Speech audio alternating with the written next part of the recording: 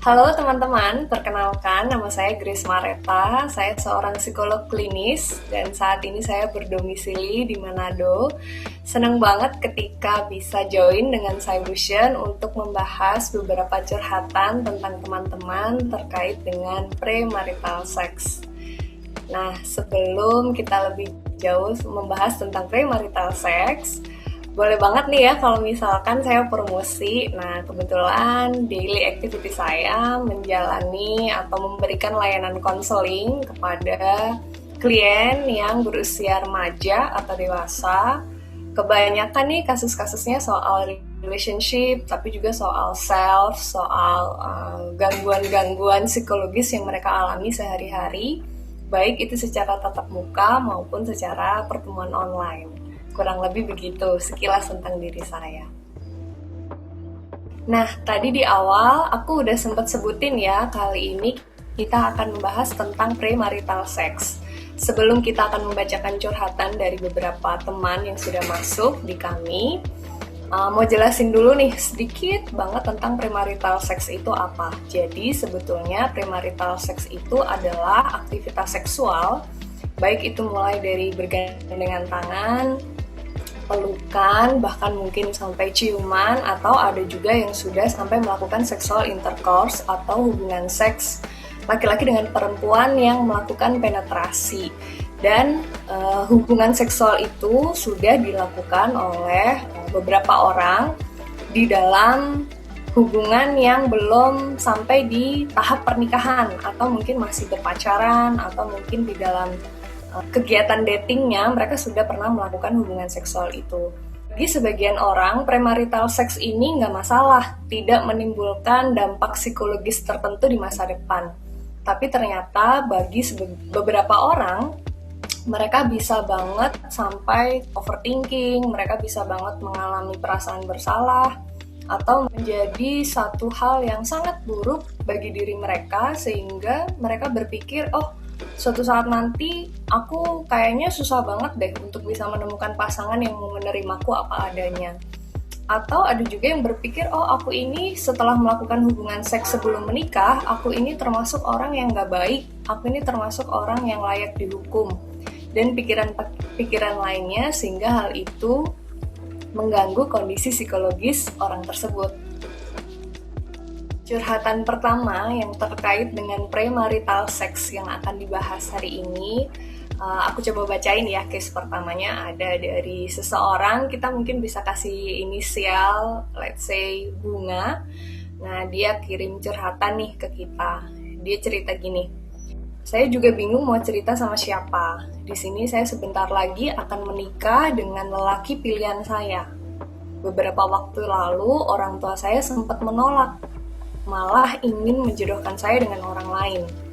Karena kekerasan kepala saya tanpa memikir panjang, saya tetap kekeh dengan lelaki pilihan saya saat ini, yang sebentar lagi akan jadi suami sah saya. Singkat cerita, dari mulai setelah tunangan, sikap dia mulai berubah.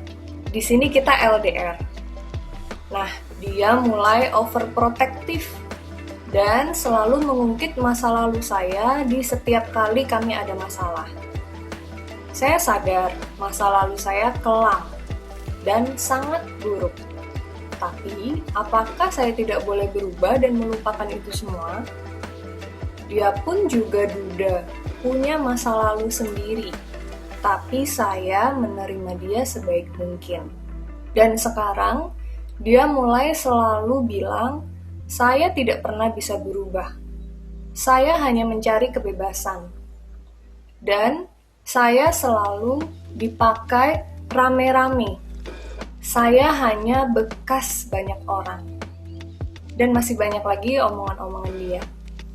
Entah kenapa dengan omongan dia, saya sangat sakit hati.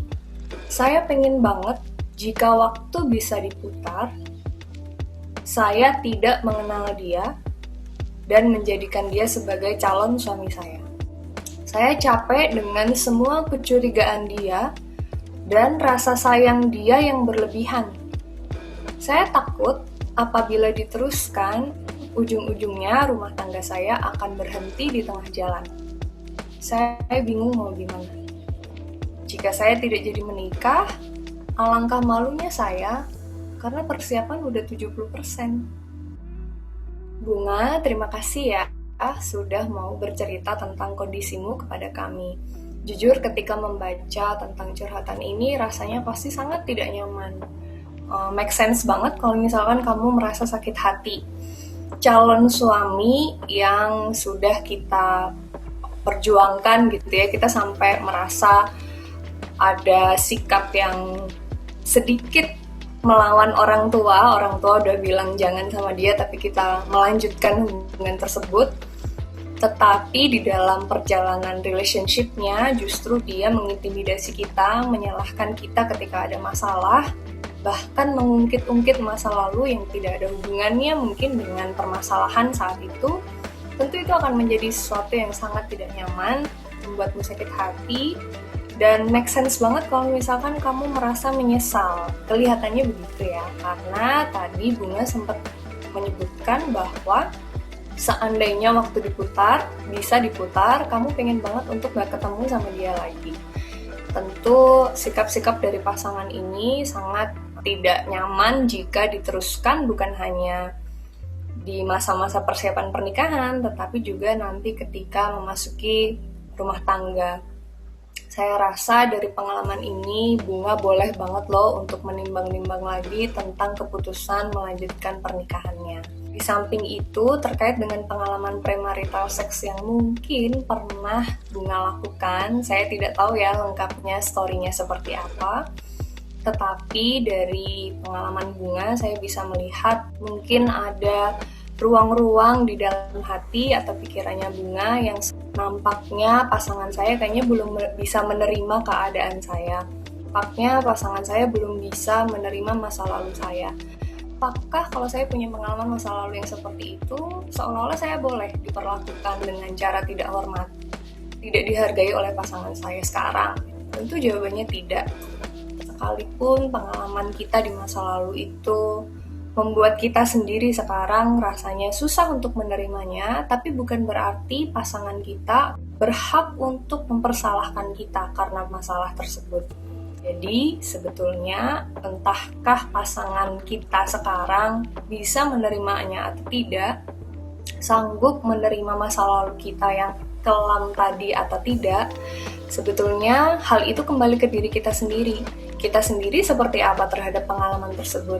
Apakah kita sudah bisa menerima pengalaman premarital seks yang pernah kita lakukan?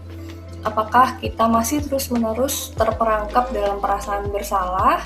Atau kita sudah dapat menerima masa lalu tersebut sebagai bagian dari diri kita? Semoga hal ini bisa menjadi satu bahan perenungan sebelum akhirnya melanjutkan persiapan pernikahanmu ya. Perhatian yang kedua yang masuk ke kami, sebut saja dia Melati ya.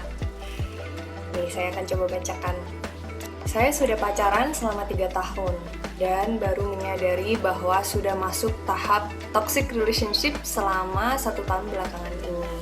Saya egois dan cepat sekali untuk marah-marah terhadap pacar saya. Sedangkan pacar saya sangat suka menerapkan metode playing victim setiap kali berdebat. Ketika saya mencoba untuk berargumen, dia selalu menganggap saya melawannya.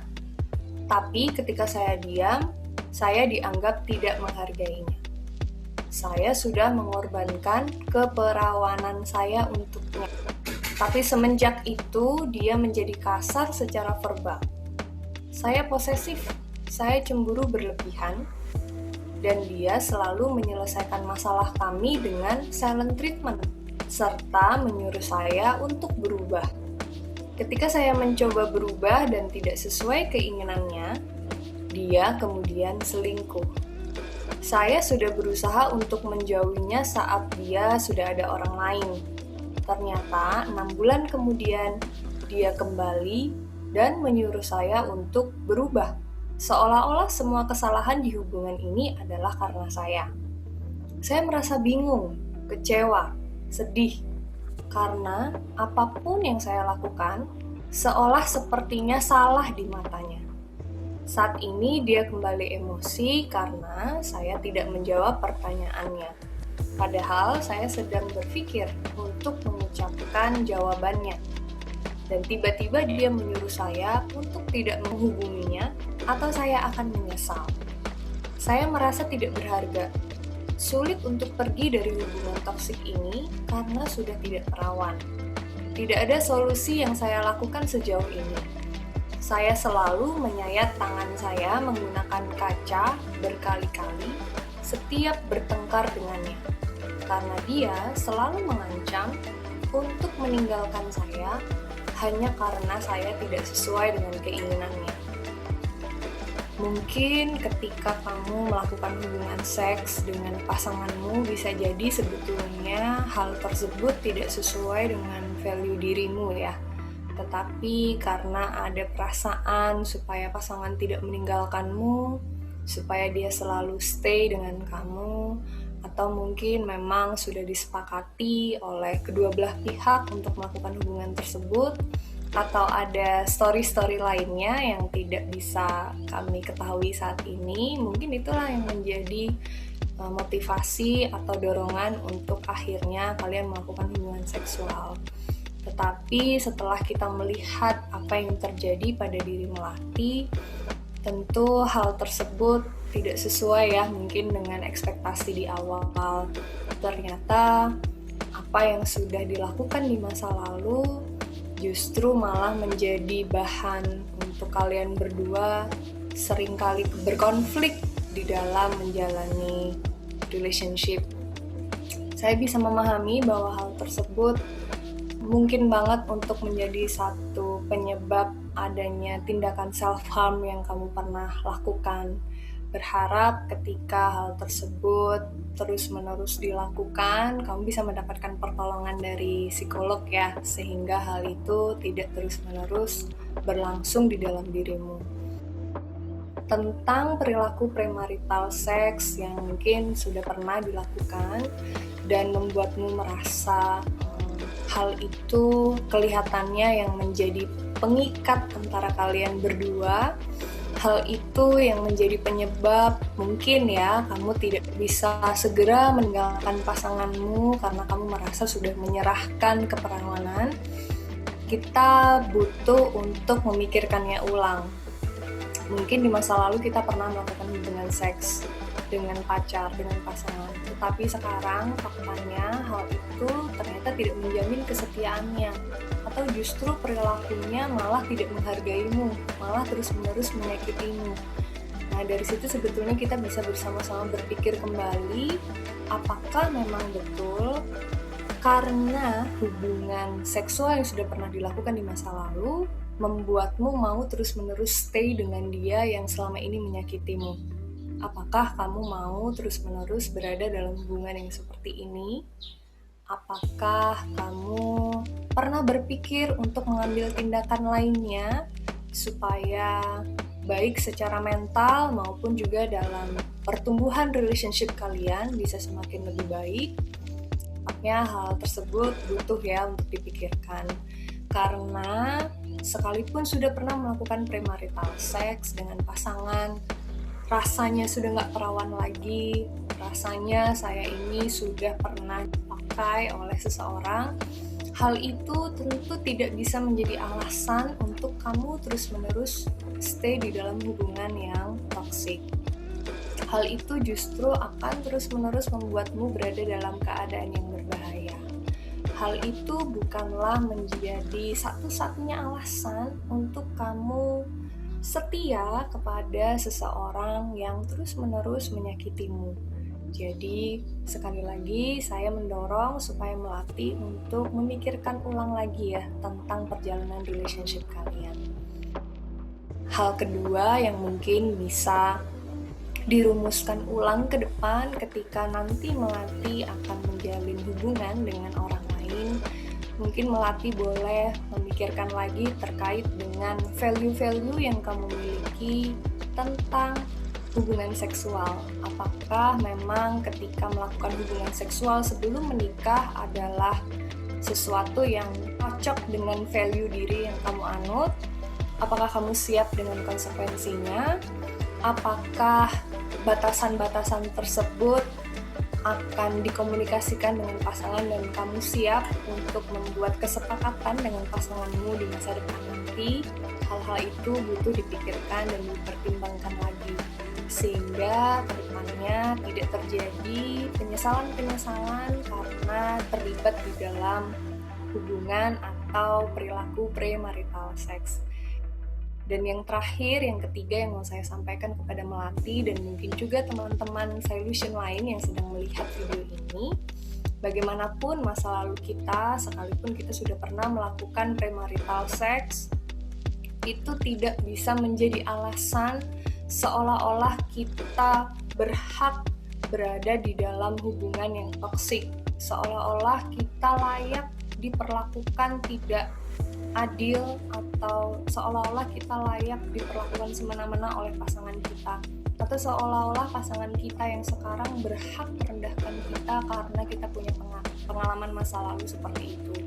No, tidak seperti itu. Jadi bagian kita adalah menerima masa lalu kita, berdamai dengan masa lalu tersebut, dan mempersiapkan diri menemukan orang yang tepat yang akan menghargai diri kita tapi juga masa lalu kita. Dan hal itu mungkin kita bisa melakukannya langkah demi langkah, mungkin tidak selalu di dalam posisi yang oke. Kadang-kadang kita ngalamin ups and down gitu ya, menerima masa lalu kita, menerima diri kita, memaafkan diri sendiri yang pernah melakukan kesalahan. Mungkin perjalanannya akan menemui naik dan turun, but that's okay, nggak masalah. Yang penting kita tahu bahwa kita tetap berharga sekalipun kita pernah melakukan kesalahan. Dan tidak ada satu orang pun yang berhak memperlakukan kita, merendahkan kita, mengungkit-ungkit masa lalu kita hanya untuk mengintimidasi kita. No, kita tetaplah orang yang berharga, sama berharganya sekalipun kita tidak punya masa lalu yang seperti itu. Semoga apa yang saya coba berikan kepada Bunga dan juga kepada Melati hari ini menjadi sesuatu yang helpful. Nah teman-teman, itu tadi ya, kita sudah menjawab curhatan dari teman-teman, khususnya temanya tentang premarital sex. Sekali lagi, sekalipun seseorang pernah melakukan premarital sex di masa lalunya, tapi itu tidak bisa menjadi alasan bagi kita untuk terus-menerus terpenjara di dalam toxic relationship. Kita tetap memiliki keberhargaan yang sama apapun masa lalu yang pernah kita lalui. Semoga kita bisa ketemu lagi ya di lain waktu. Oh ya, untuk teman-teman yang mungkin merasa perlu membutuhkan tenaga profesional, khususnya psikolog, kalau teman-teman merasa butuh pertolongan dari psikolog, boleh banget nih untuk kontak atau menghubungi Instagram @mudahnyaman, dan siapa tahu nanti kita bisa mendiskusikan masalahmu di sana. Sampai ketemu lagi.